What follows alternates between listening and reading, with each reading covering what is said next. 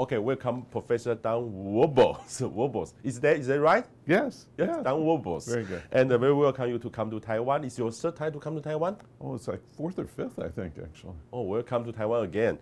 And this time, Professor Dan Wuebbles talking about climate change adaptations. You're talking about it's a sense of hope. And adaptation is not their choice. Our choice to whether to adapt protocols or response to the consequences. And it's the headline in Taiwan's newspaper. You're talking about climate change. I'm wondering, because you are the committee of your U.S. National Climate Assessment Report. What is the National Climate Assessment Report? Yeah. So every 4 years, the U.S. government requires that there be an assessment of the state of understanding of the science and what that means to the American people with relationship to the changing climate. This was based on the Global Change Act that was signed in 1990. Even though it's required every 4 years, this is actually only the third one that has actually happened, and that's because at first it was kind of ignored by the government, and even though there was this law in place, and so they didn't actually force a assessment to happen. We're now trying to actually do this every 4 years. President Obama has tried to make that happen. So last one before this was 2009, and we were going to publish the assessment at the end of 2013, except there was a government shutdown in the U.S., and that delayed things, and so we thought, well, let's just do it right. So we actually released the assessment from the White House on early May of 2014, so earlier this year. Who write the report? Is a professor or government people? Is a government side or is all the people join? So there was an advisory committee, a government advisory committee that is composed of scientists and experts on all kinds of areas, public sector, private, government, academia like me. And so a very wide-range committee, and then they oversaw the overall assessment just to make sure it would happen. And then there were 300 experts selected in a wide range of areas. I led the chapter on climate science in this assessment. And then also several appendices in the assessment. So looking at frequently asked questions, for example, that the public may have, I wrote that. And then I had a committee of, I had a co-leader for that science chapter, and then we had a committee of like 6 or 7 other scientists in our chapter. Some of the chapters had, economists and, wide range of different experts in water and energy and transportation, agriculture, et cetera. So that really represented a wide basis of expertise across mostly the U.S. We actually had a couple people that were not from the U.S., one from Australia and one from Canada. They were also involved in the assessment, in the writing of the assessment.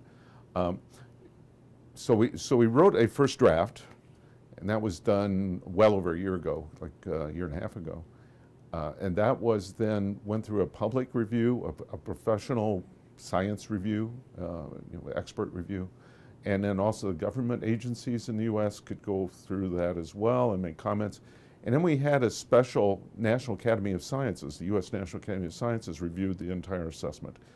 Then we revised, after we got all these comments, thousands of comments, we responded to every single comment, and then we rewrote all of the chapters. There's 30 chapters in total, looking at not only the science of climate change, but looking at the impacts in various regions of the U.S., looking at impacts across various sectors like energy, transportation, water, health, human health, agriculture, et cetera, ecosystems. And then there's chapters looking at policy questions related to adaptation and mitigation. And so the revised report was then reanalyzed by the U.S. National Academy of Sciences.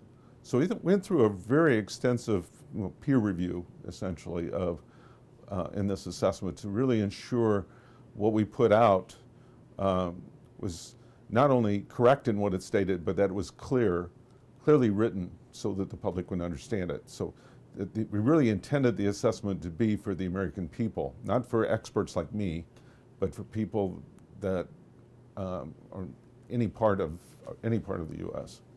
And so hopefully we were successful with that. You are also a member of IPCC AR4 and AR5. Yeah. What about AR3? No, I was a coordinating lead author in the very first IPCC assessment, yes, and then also the second one. I avoided the third one, and then I've been involved in the recent ones, several different special assessments as well.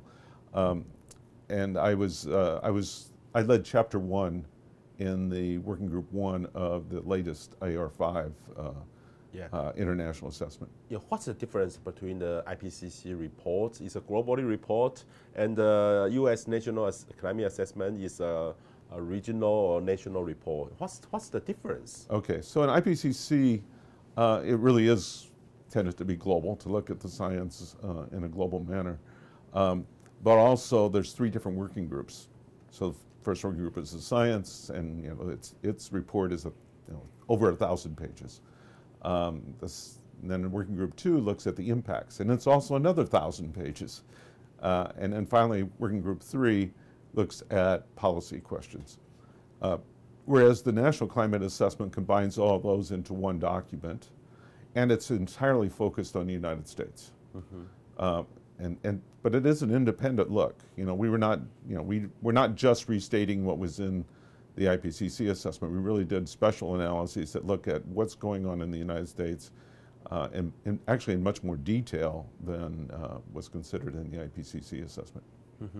Okay, and in early September, I went to UK, and I visited their Congress of Commission of Climate Change, CCC. Yes. It belongs to the Parliament, not independent, not belong to the government side. It's because they told me government, the ruling party will change. They need stand alone, is not influenced by the party changes. So I'm wondering, in U.S., who is the who make the climate change policy? Is White House or Congress? Well, it's really supposed to be a combination of the President and the White House and Congress. We have we have some strange things going on in our government right now with the 2 major parties, the Democrat Party and the Republican Party, not talking to each other very well. And because of that lack of communication, the White House is trying to just push forward, trying to make something happen with climate change. Because the President really gets it. He understands that this is really an important issue. And so he's trying to put rulings in place, despite Congress, to make that happen. To try to reduce the emissions of greenhouse gases, the primarily heat-trapping gases, the carbon dioxide, methane, and nitrous oxide, especially, going through our Environmental Protection Agency to do that. And that's going to affect power plants especially, but it's also affecting transportation systems and trying to reduce our overall reliance on fossil fuels and the emissions that would then come from those fossil fuels.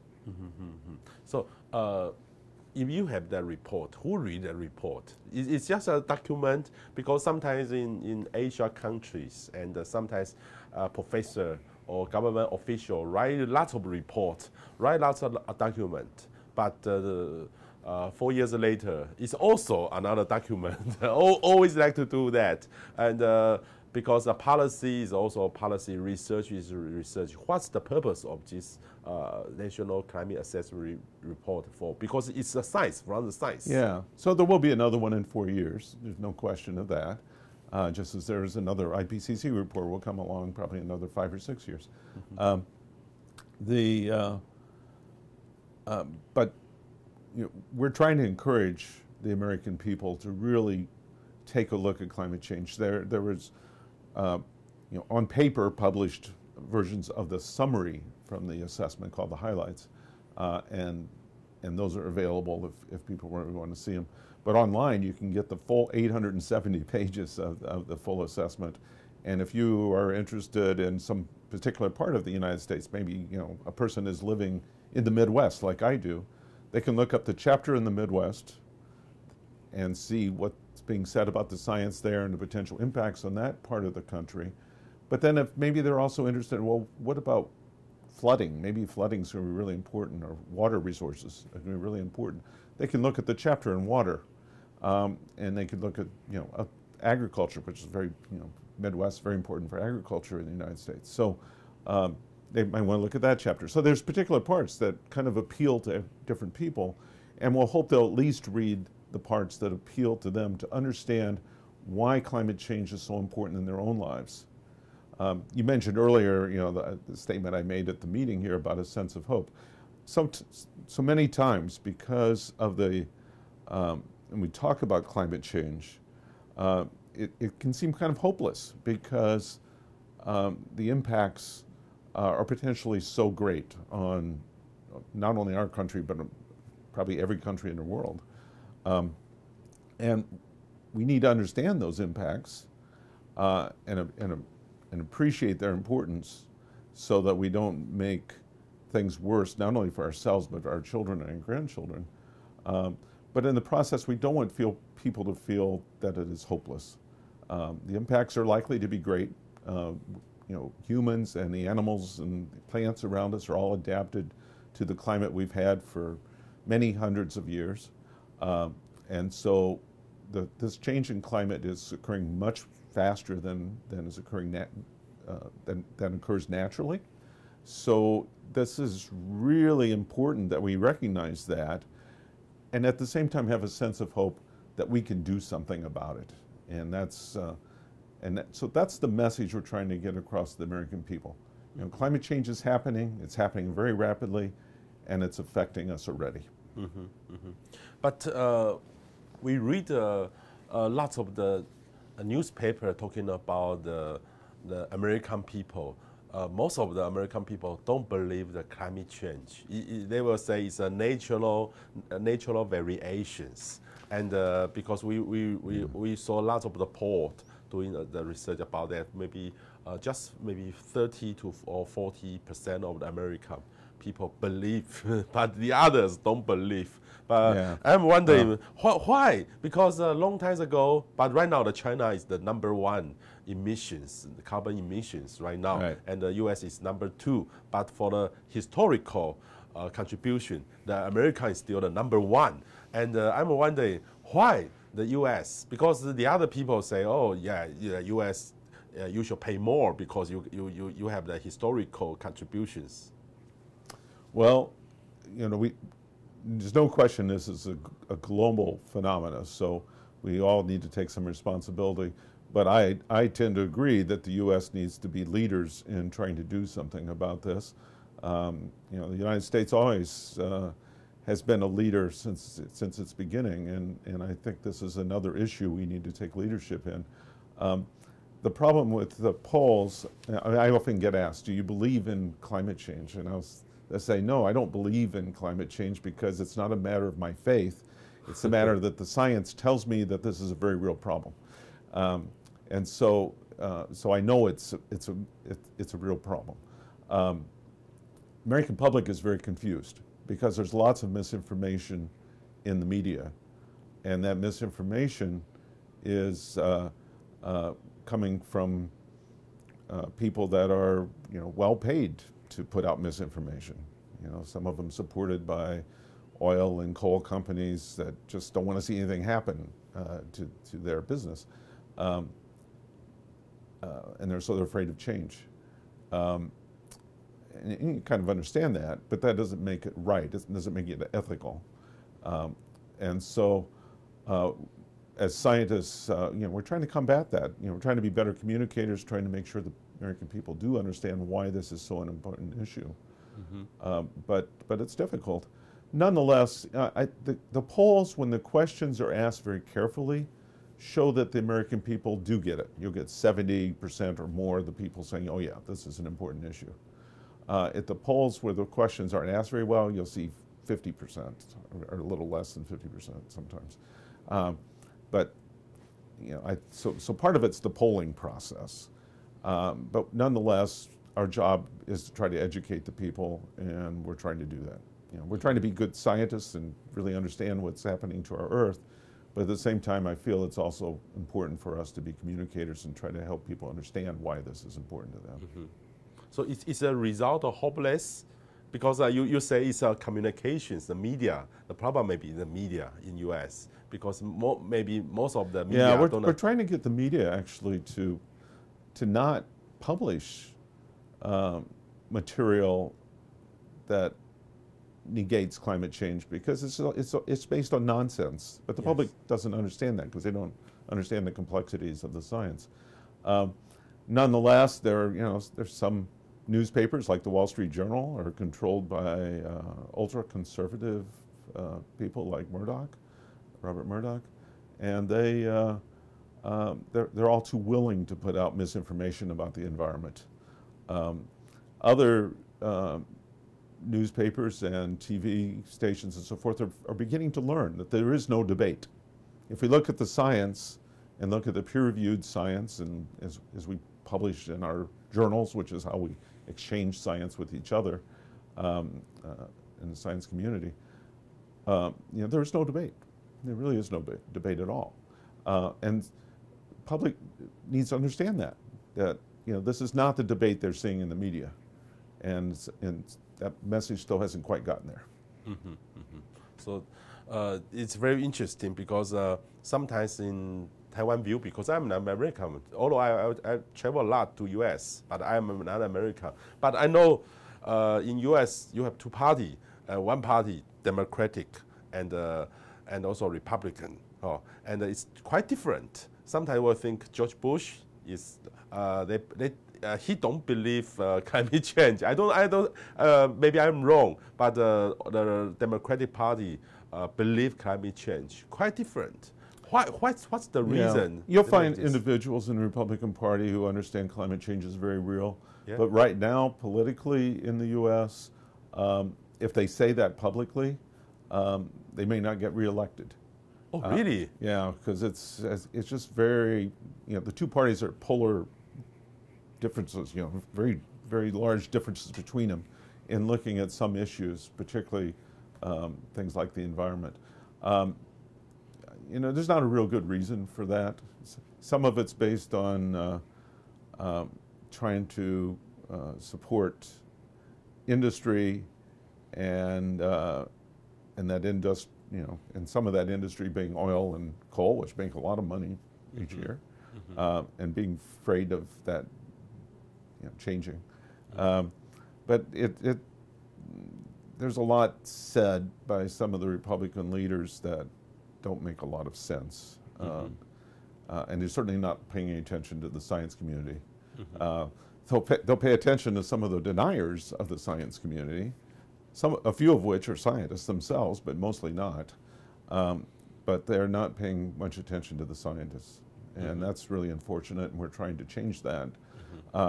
Whereas largely the Democratic Party has been much more understanding of the importance of the environment to the American people, and that we need to do something about issues like this one, even as difficult it is. This is a very difficult issue. We're having to change our entire way of dealing with energy and transportation to reduce those emissions. And it doesn't mean you can't use coal. Perhaps you can do things like coal gasification, and you bury the carbon and reduce other emissions in the process, but which also reduces air quality issues. But it still means a change, and you have to account for that, and that's difficult. Some people just don't want to accept it. Yes. So I'm wondering, because in Taiwan we sometimes about climate change, no debate. Maybe 90% of the people believe that. And however, want to do something, it's not so easy, because it's an energy problem, because sometimes climate change is an energy choice. And I'm wondering about, because in Taiwan we face the nuclear power station number 4, and and we not shut down because it's not start until now because we spend a lot of money. And however, right now, and we make a choice to let the next generation or next president have the choice. We meet the energy problem. Yeah, and I'm wondering in U.S. have lots of nuclear power stations. Yeah. Sometimes I saw the news, shut down, stop, not shut down, stop to create a new one. But sometimes we'll say, oh, continue to have a new nuclear power station. What's the nuclear power stations, nuclear policies about the U.S. government? Yeah, well, it's very mixed. I think generally we are more receptive to nuclear power. The state of Illinois, where I live, has, I think, 4 nuclear power plants, and they don't present major issues. Certainly, we need, there are people, and perhaps rightly so, very scared about nuclear accidents and what do you do with nuclear waste and things like that. On the other hand, it is a type of technology that we have learned a lot about, and if we're careful, it's an excellent energy source. It's not going to solve the climate problem, but I think it's part of the solution. I often get asked, what's the silver bullet for solving this climate issue? People seem to say, oh, there'll be one energy source that'll come along and it'll just take over and that'll be it. And I tell them, no, it's not the way it's going to be. It's going to be more like silver buckshot, the shots out of a shotgun, or the pellets out of a shotgun, where there's many different types of technologies that will be the solution. And that's what I think is likely to happen. And I see nuclear as being part of that. Yes, also the shale gas, right? U.S. right now have lots of shale gas. I'm very concerned about shale gas because that could lead to extensive amount of carbon emissions unless we do something about how we deal with that. So shale is potentially a very significant issue. Okay, and this time you come to Taiwan, you talk about lots of things about adaptations, and I'm wondering, can you explain to the public people? We are scientists, we know that, but I found you are a very good translator to translate to the complicated science to the public about what is climate change. But about adaptation, it's not so easy to tell the common people, oh, what is climate adaptation? They know mitigations because they want to reduce the carbon emissions. But what is the adaptation? Can you explain more simple and everybody can understand? Sure, try to. Not so easy. Climate change isn't just about a small change in temperature globally. It's, or a small change in our local area. It's really about changes in severe weather, and we're seeing already, more intense heat waves, less cold waves, but more intense precipitation coming as large rainfall events or snow events.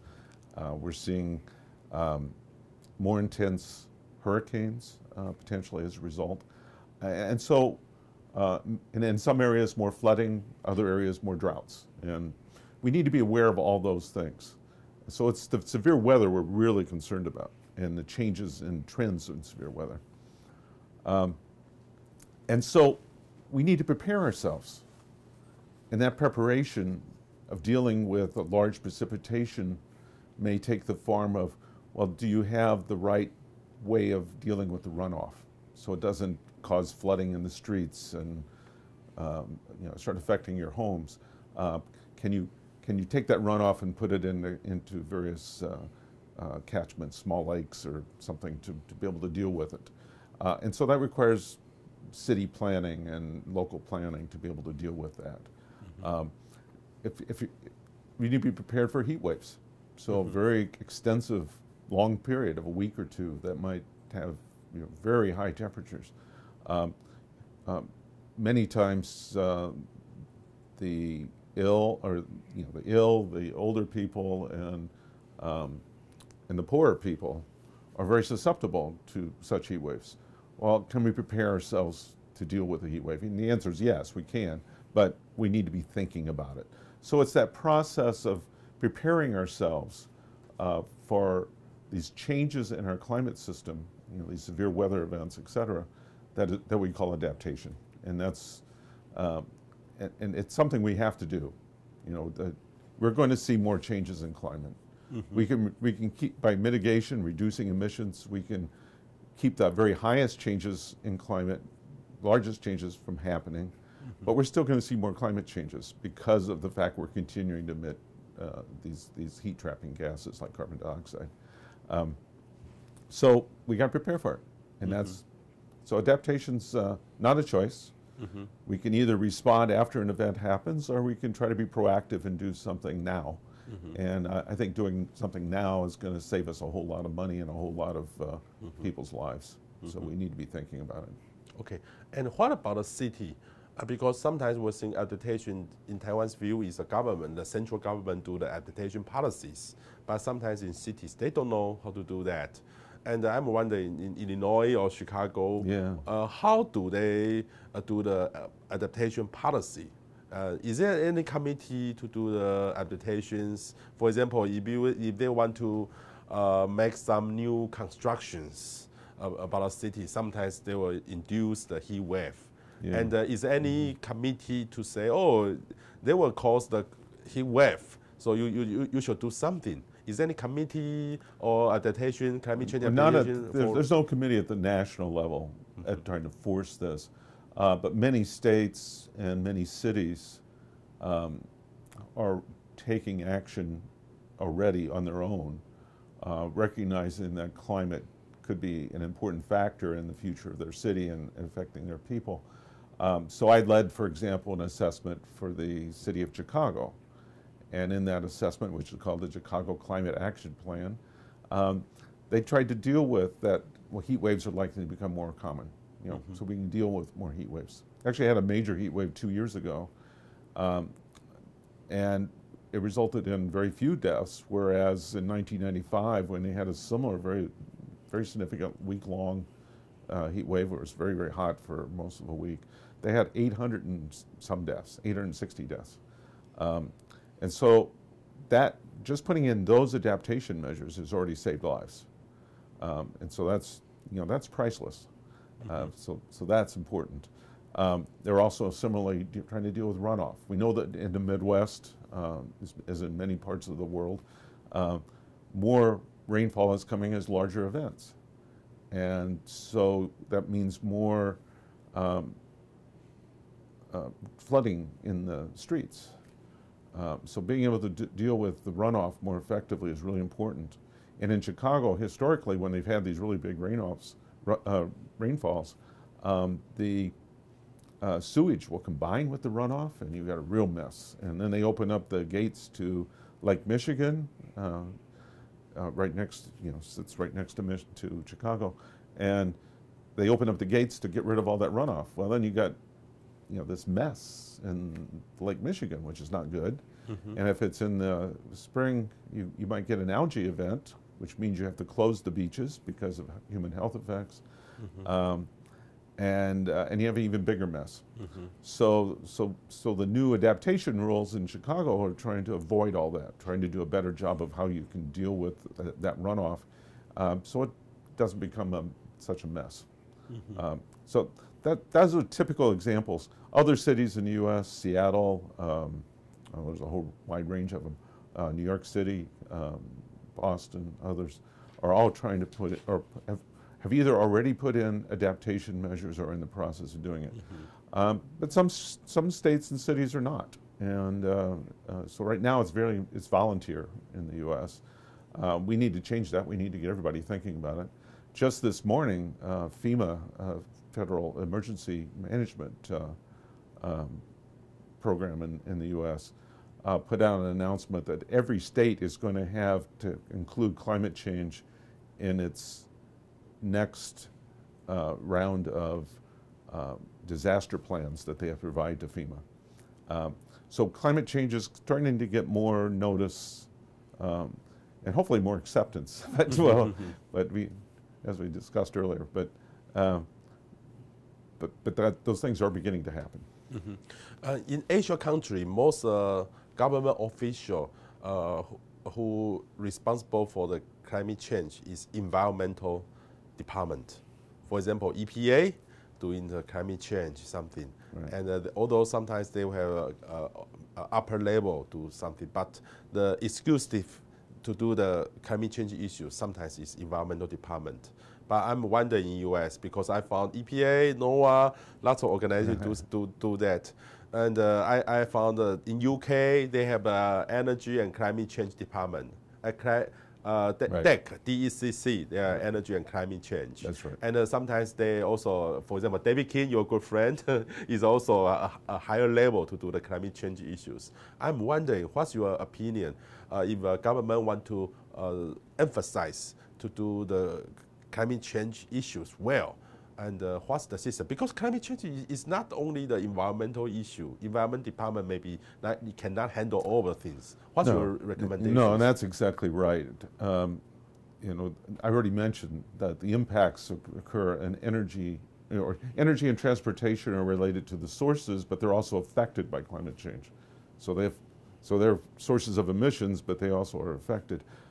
Human health is affected. Agriculture, so food production,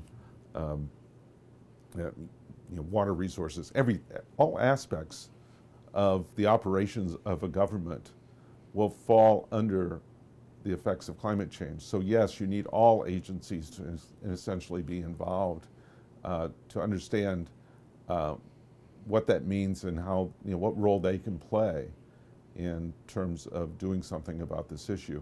In the U.S., NOAA, the National Oceanic Atmospheric Administration, that has our weather service, but it also has research, leading research relating to the climate system as well, and studying our oceans, et cetera. And they play a big role because they could be the communicators of the science. Whereas EPA is an organization for putting the effects of the science into actions. But we also need the Department of Energy and the fact that it is involved in energy resources, heavily involved in that. We need the U.S. Department of Agriculture involved because they need to understand how that's going to impact food production in the U.S. And we can go through every agency in much the same way. So everyone needs to be involved. We have one organization in the U.S. government to help organize that. It's called the U.S. Global Change Research Program, USGCRP, and they try to communicate between all the different agencies. But some agencies take more action than others, and that's not necessarily good, but hopefully that will change in the future. Mm-hmm. So is it need the president or the mayor need a special guy is responsible for the climate change issues for the long term? Yeah, should there be like a climate czar? Yeah, a higher level. Yeah. That's what the UK has. That's Sir David King in the UK. The US doesn't have anything like that. We do have the science advisor to the president, which is John Holdren. Yes. And John is a climate scientist. But because John is, his technology, John is an advisor to the president. That's right. All the technology. That's right. He has to not do everything. Only climate change. Yeah, he is not just doing climate change. That's right. And so we don't have anyone like that. I think it overall would be a good idea if we had someone who was really representing the country going forward, to represent our thinking about what's going on with in the U.S. with climate. But we don't have that right now. But for the city level, isn't it? Some cities actually have a climate person in their city. So, City of Chicago, has Karen Weigert, who is represents the mayor's office in terms of looking at climate issues. Which level is he? She's an assistant to the mayor. Assistant to the mayor. Yeah. Okay. His background is he know the climate change issues. Yeah, she's she knows quite a bit. Yeah. Okay. Yeah. Quite interesting. Very good. Because one time I went to San Francisco, they have a CDO, Chief Data Officer, to control over the data, Chief Data Officer. So maybe long time climate change officer in the future for the city government. Oh. Yeah. Okay, and I know you joined the IPCC AR4 and to AR5, and also the first version, right? First and second ones, yeah. Second one. First one and the second one. Okay, very So, well. I was coordinating lead author in the very first one. I developed, along with some colleagues, the concept of global warming potentials that is used in much of the climate policies. So, like the Kyoto Agreement includes our concept of global warming potentials. So, Yeah, we did that for the first assessment. Yeah, I read the IPCC report when I was a graduate estate student, and in the beginning, just maybe 100 pages. Right Yeah. now, lots of pages. Yeah. So I'm wondering. It's like 3,000 pages now. Yeah. What's the difference? Because it seems it makes some question more clear, and the more clear need more pages. And then finally, they need a summary for the policy maker. And I'm wondering what's the update in the future? Because maybe right now, maybe you are preparing to the AR6 in the future. What's your imagination about the IPCC in the future? Yeah, you never know if you're going to be an active participant in the next one or not. You get nominated by people in your country, you know, the leadership level, and your name goes forward, and then somewhere at the IPCC meetings they decide who's going to be the authors. So I don't know if I'll get a chance to be involved again. I hope I will, actually, but because I'm always intrigued by the process. It takes a lot of time. Because some people say, "Oh, IPCC, you get some funding." No funding, right? No funding. You get, you know, it's pro bono. It's free. Yeah, you use your own time. We get some money for travel to meetings, to the, you know, I think in total we had something like 5 meetings for this last IPCC assessment. 5 meetings, they pay you the travel fee? Yeah, they'll pay the only. travel. Yeah. But you should spend more time to review all the papers. Oh, right? well, wait, a whole lot more time. Yeah, we don't get paid for that. And then similarly for the National Climate Assessment, you know, I wasn't paid to do that. So you're really giving your time, and you're doing it because you recognize that this is important.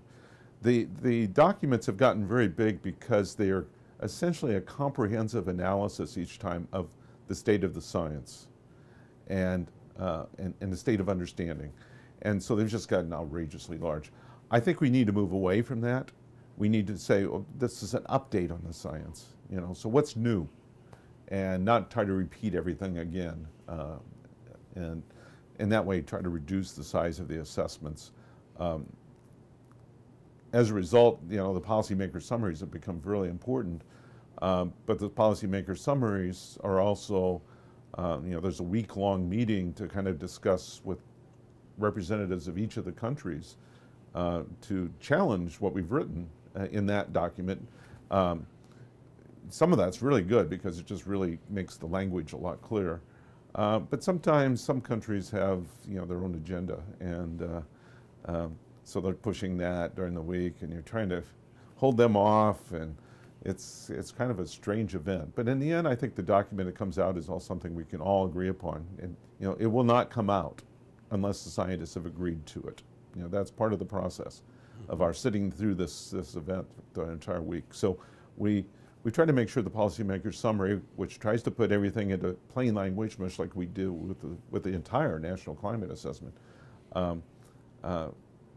you know, is intended to be a clear document that everyone can understand. I read some of the IPCC reports this time because there are some leakages during the FOD first version, second version, and finalized. Yeah. And I know for the IPCC process, in the beginning is expert scientist, just like you. And the second round is for the expert and the government official together. And finally is a government official. Is that right? Only for the finalized policy. The finalized, no, it's not the government officials. It's the scientists and government officials together. You know, the scientists have prepared the policymaker summary, and then at the final meeting, we have a joint meeting of the scientists with the politicians, the representatives from each country, many of which aren't really politicians, they're, you know, but they're bureaucrats. In some cases, sometimes themselves scientists. And to make sure that that final document is clear. But both the science community and the representatives from each country have to agree to that. They have to come to make sure that the final policymaker summary is something we all agree with. Mm-hmm. So it's not just the politicians. Mm-hmm. Going back to the leakage, the first order draft IPCC was leaked mostly by deniers who tried to make statements that, this is while it was going through review. It was going through a public review and an expert review. And so it was not a finalized document. And so when the second order document came out, they said, well, it's all changed. Well, of course it did. We responded to all the reviews and tried to make it a better thing. And one of the graphics that I actually made myself, we changed a lot. And that was criticized by some of the denier groups in the US because, look, the IPCC went in and changed this. Well, of course we did. We're trying to make it clear. It wasn't very, I didn't do a good job the first time. I think we did a much better job the second time. So we need to make it clear so we present the data more clearly, both to the science community and to the public. And so we try and do that. But there was no intent to do anything inappropriate. It was just to try to make the message clear. Mm-hmm. But the final decision of the summary policy maker, for the summary for the policy maker, you means you have some politicians probably from each countries. I'm wondering, will they say, oh, it's the science is too rude to describe that. We should modify some sentence about this. Well, some countries want us to more emphasize uncertainties, and because their agenda is they don't want there to be policies. And in some cases they're right, in some cases they were wrong, and we, the scientists stood up to them and said, this we think we understand. When we say it's unequivocal that climate change is happening, we stood behind that, and we made sure that that ended up being in the final document. When we said that the changes in climate over the last 50 years are primarily because of human activities, we stood behind that and did not allow anyone to change those kind of statements. So the right science is still coming out. Mm-hmm. In fact, I think we tend to be too conservative. We probably should be making stronger statements about what's happening than we do, but we're trying to be really sure, very careful. So we always give this little hedging and kind of sometimes overstate the uncertainties, but that's the tendency of humanity, I think, to do that, and we're trying to be very careful. The reality is this is a very important issue, and the more we recognize that, the better. I'm wondering because I know the first report IPCC AR1 you attend was in a launches meeting. The meeting was in Sweden. In this year. This last year. Yeah, AR5. Yeah. AR5. The last meeting was in Sweden, and that's where we had the policymakers summary discussion. I'm wondering. Before they launch the paper, they have a press. And before that is a kind of a discussion all day long, just like the COP meetings. There were lots of debate inside. Oh, that happened all week. All week. Yeah. With the discussions between the representatives from each country and the scientists was a week-long event, and in fact, the last night it started at 8 o'clock in the morning, and ended at 5 a.m. the next morning.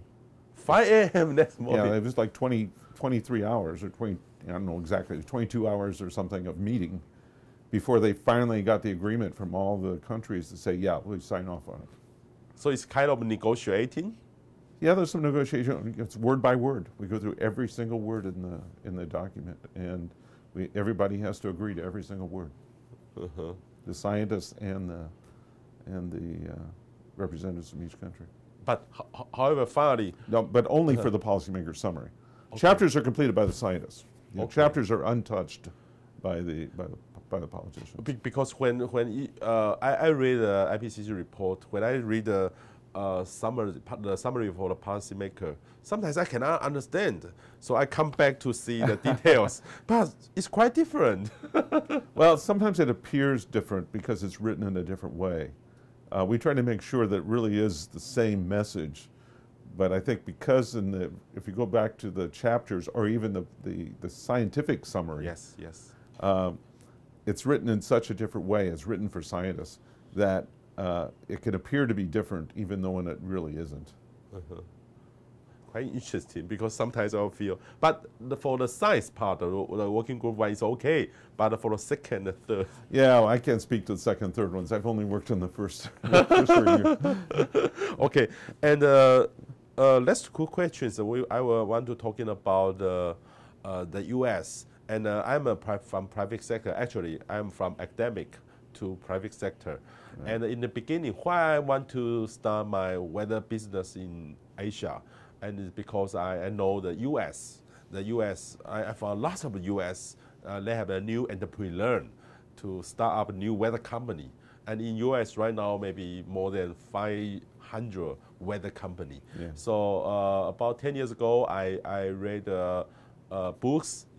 They call Fair Weather. They are talking about the academic, government official, and the private sector, how they work together. There was some kind of relationship because they define the government do the measurement and do the forecast, and they provide all of the data and all the information by free, and the private sector can use the data to get the money to serve the public. Yeah, and the academic part is to educate the student to these two parts. And also to do research. Oh, do research, yeah. I'm wondering, what's the relationship? Because sometimes I would think about, if you write down a report, sometimes you have some problem. I don't know.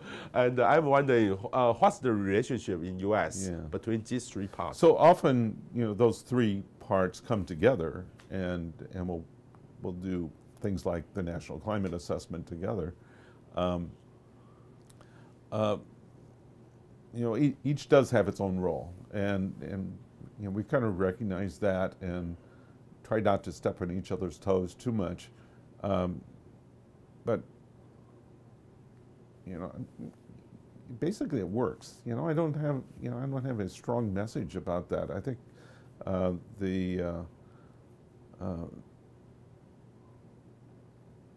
being able to handle things in that way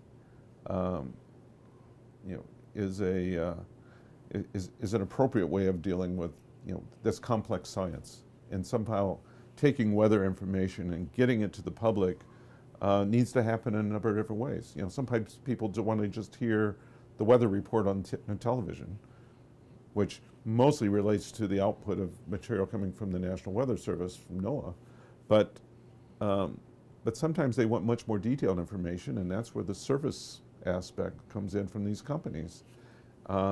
And that's all fine. And meanwhile, people like me who are in academia, we're trying to do research, we're trying to teach our students, of course, but we're trying to contribute to the understanding of the basic science that then feeds into making weather analysis even better. And so everybody has their role. So it go well right now? Is it go well? I think generally it goes well. There's some times when it's not so well. But for example, sometimes if we want to forecast the number of hurricanes, the NOAA say how many numbers, and the private sector say it's different. Sometimes people were confused. Yeah, and that's the state of the science. Anytime we start talking about a season ahead, weather forecasts are maybe good at this point up to maybe 10 days. The theoretical limit, based on Ed Lorenz, who a very famous scientist, long retired, and from MIT, was that you could maybe go out 2 weeks until chaos in the system took over, because you never have enough data to actually make a weather forecast maybe as accurate as you would like it to be. We're getting it better all the time because we're making the models better, and we're making their complexity better, and so on and so forth. But you have that 2-week limit, And then you go out 10 years and you get climate change and the things I do, and we understand how to do those kind of projections very well. We have to make assumptions about what the human emissions will be and things like that, but we understand the science at that level. But in between, we don't understand the science well enough. To me, it's the last frontier of atmospheric science. Is when can we make an annual prediction of what the weather is going to be like 1 year from now, or one season from now? And right now, that's very inaccurate, and we don't do that well. And so, yes, everybody comes out with their own ideas what that might look like. And I'm not sure the federal government's any better at it than that private sector or even the academics. You know, I work with people, we're trying to do our own as well. We're trying to look at things like hurricane forecast and how well one can do those. You know, we think there can be better science and how one gets to that, and we're trying to work on that. But right now, we're not there. It's, you know, I wouldn't trust any seasonal forecast, actually. Interesting.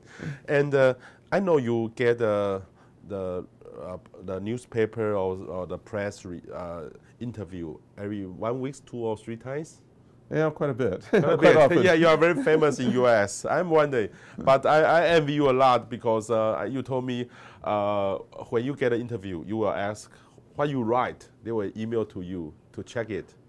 Yeah, often if someone's writing for a newspaper or a magazine, I'll ask them to send it to me and can I go over it? And many times they will. And I've made some major corrections in some of these interviews because journalists don't have a science background mostly. And so they'll ask you questions and they'll misinterpret what you said and how they write it down. And so if you get the chance to make that correction, it's nice to do that because the public's confused enough without adding more into that confusion. Yeah. So you will ask there about, because sometimes the title they write is very want to get interest by the audience. Yeah. Well, you know, even the writers of the articles don't control the headline writers, and so headlines can often be somewhat different, and you have no control over that. But often they will send me the article. You know, I had one that appeared in USA Today in the last week or so, and they sent me the article ahead of time and asked, you know, is this okay? Before they publish. They will send you an article to correct. Well, they like that feedback. You know, they want to put out something that's correct too. So they like the feedback if you can be responsive enough. And I have long felt that I read my email almost continuously. You know, even though I'll be working on science, I'll still read my email every hour. So if a reporter contacts me and wants me to, I'll respond very quickly. Not every scientist does, but I try to, and they appreciate that.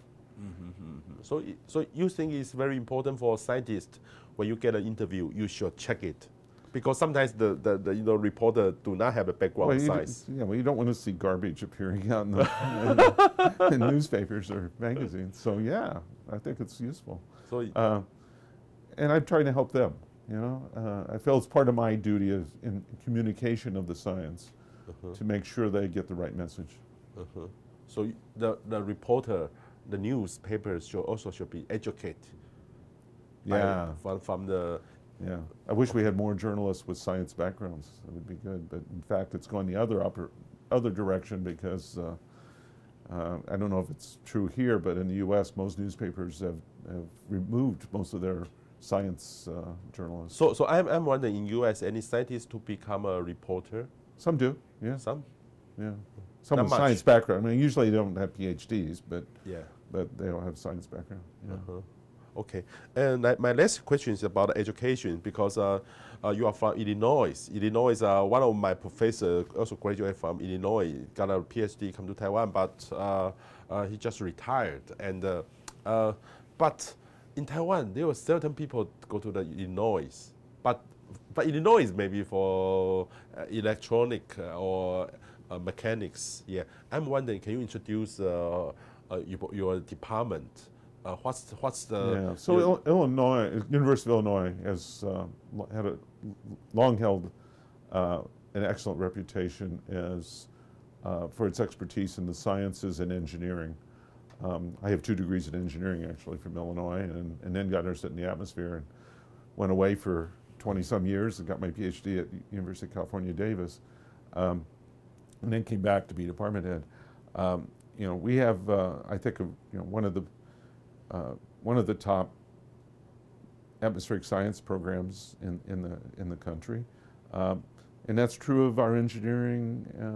You know, almost all the engineering programs, most of our science programs, we're just particularly outstanding in those areas, and so we've, despite budget cuts and all those kind of things, I think we've maintained that reputation, and we continue to try to do so.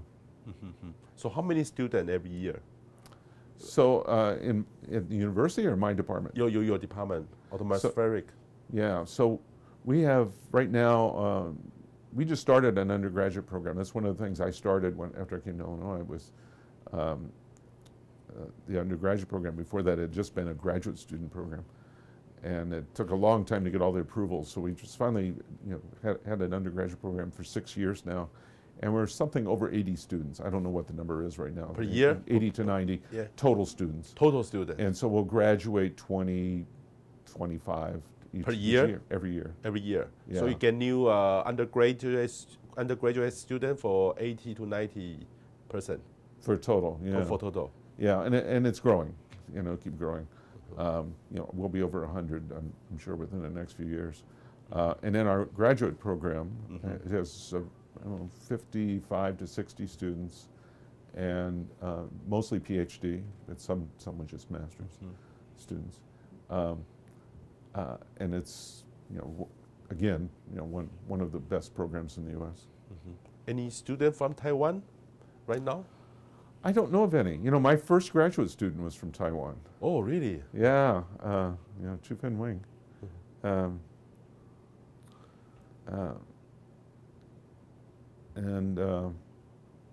But I don't know if there's any from Taiwan right now. None of my students are. I used to have mostly foreign students, and now most of my students are Americans. So. A lot of it was because a lot of Americans didn't want to go to graduate school for a number of years. They would, they could go into business and make a lot more money quickly. And because it's very expensive, right? Well, no, I think because we pay the graduate students to go to school. They get research assistantships or teaching assistantships. So it's not like they do poorly that way, but they could make a lot more money. Just doing other things. But in recent years, there's been a little turn back to some students wanting a higher education, and so we're getting more applicants who are Americans, and so I've been accepting more students that are Americans. And so my program, I think I have 5 graduate students. 4 of them are Americans, and one's from India. Okay. Usually I have a number of students from China, but I just don't right now. Yeah. We hope we can have Taiwanese go to be a student in the future. My first student was wonderful. She currently I don't know if she's working for NOAA or NASA, because she had considered both. I think she's working for NOAA and their satellite program in DC area. Okay. Thank you very much. Welcome to Taiwan. Thank you. Well, thank you. Professor Excellent. Thank you.